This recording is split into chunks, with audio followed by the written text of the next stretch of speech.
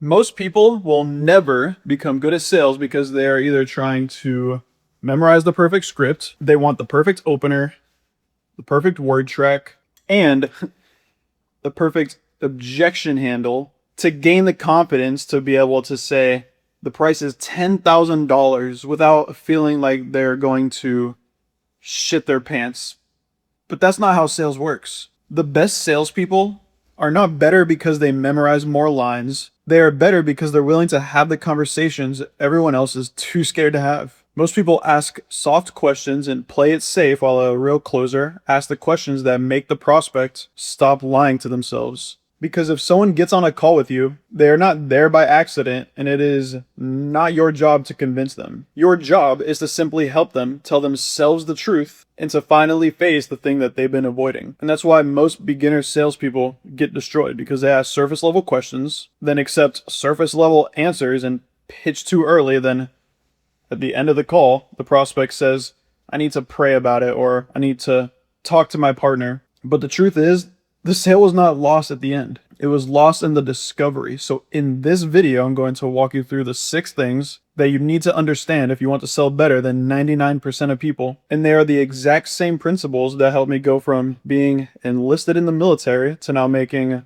over $20,000 per month taking Zoom calls from my laptop while living in places like Thailand, Colombia, Dubai, Bali, South Korea. And once you understand this simple truth, you will stop looking for magic words and actually become the type of person that people trust to hand over 5-figure checks to. The first being that you must stop playing to lose. Because most beginners are just trying not to mess up. They don't want to offend the prospect. They do not want to ask or talk about money. They don't want to challenge them, and they don't want the call to feel awkward. When awkwardness is just a made up feeling, because if I feel awkward and you don't, then it's not awkward for you. And just like fear, it is just another unexplored emotion that, when actually faced and explored, usually holds the thing that you want on the other side.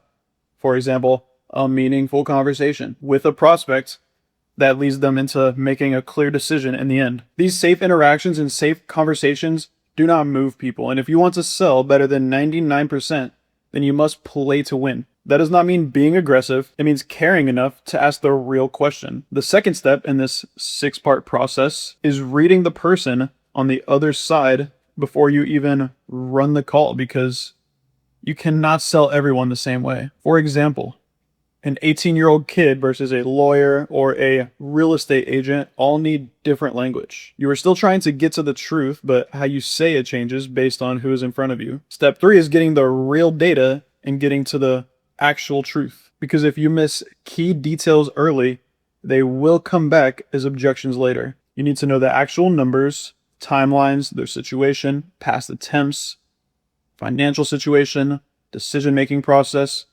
and what is really going on. Not vague answers, but specifics.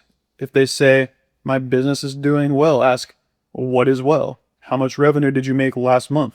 Okay, what about the month prior? And how much cash was it that you actually took home and paid yourself for the business after expenses? If they say, I want to get better at sales, ask, what specifically is not working in your sales process right now? Or you can ask, why do you want to get better at sales? Oh, so you can leave your job. Okay, well, why do you want to leave your job? Oh, you hate your boss and want to be able to control your own schedule. Got it. And when did you have the realization that scaling your online business would help you leave your job and gain control of your schedule? 2 years ago? Okay, and over these last 2 years, was there a specific moment where you realized enough was enough and now it's time to finally draw a line in the sand and do everything in your power to go all in on your business? It was when I was playing in the park with my kids, realized I didn't have much time until they're moved out of the house.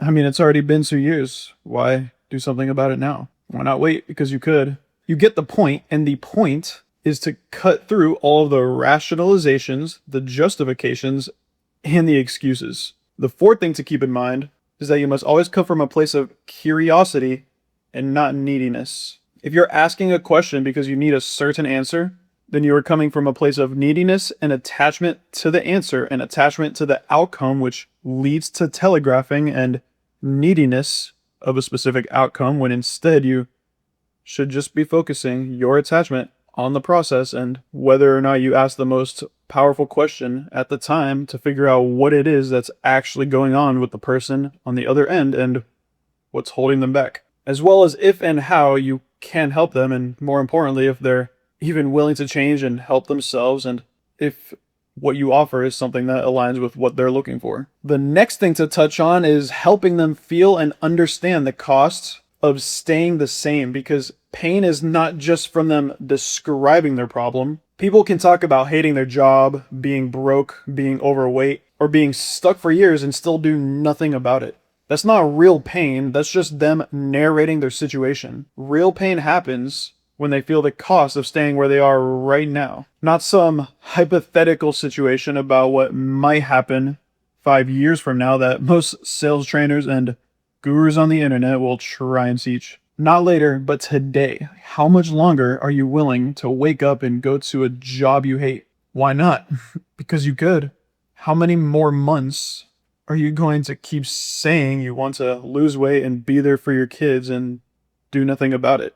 How does it feel knowing you've been stuck in the same place when you've been telling yourself and your family for the last 2 years you'd do something different? And finally, you want to create ownership, check for alignment, and truly determine if the person on the other end is a fit. And if they are not, don't be afraid to unsell them. This is where the call changes and the prospect has to realize, I am here because of my choices. Not the economy, not their boss, not their parents, not their schedule, but them. But after they take ownership, you still need alignment. Will they actually do the work? Do they even have the time? Do they feel this is something that can actually help them? And if they are aligned, then and only then you can pitch. If not, you unsell, which means you just tell them the truth. Look, based on what you told me, you just wouldn't be a good fit because the people who we work with that have come in and had success all had XYZ in common. And ironically, that is sometimes the exact thing that makes them finally step up and then become that person. But do not abuse this and only use it when you truly think they're not willing to put in the work or they don't have the time and you've exhausted all other options. Look, the real reason sales changes your life is because sales forces you to become the person who can handle truth. You cannot hide behind vague language. You cannot avoid uncomfortable conversations. You cannot blame everyone else because every call becomes a mirror. If you are needy, the prospect feels it. If you are scared, you guessed it, the prospect feels it. If you're trying to force the sale, they will know and it will feel like you're telegraphing their answers. But if you can stay calm, ask powerful questions, listen deeply, be honest, be direct, and act in congruence, and then help someone take ownership, you become dangerous and you become better than 99% of salespeople. Not in a manipulative, pushy, or sleazy way, but in a real and honest way that comes from detachment. Because most people spend their entire lives avoiding reality, for example, through video games, drugs, alcohol, television, scrolling, reels on social media. And if you can become the person who helps them see the reality clearly, you will never be broke again. And if you want to get better at sales, stop trying to find the perfect script and start actually learning how to have real conversations, then subscribe down below for more videos like this in the future. I post here every week showing how to learn sales, how to make money online, and how to build a life you actually look forward to living every single day. Catch you in the next one, homie.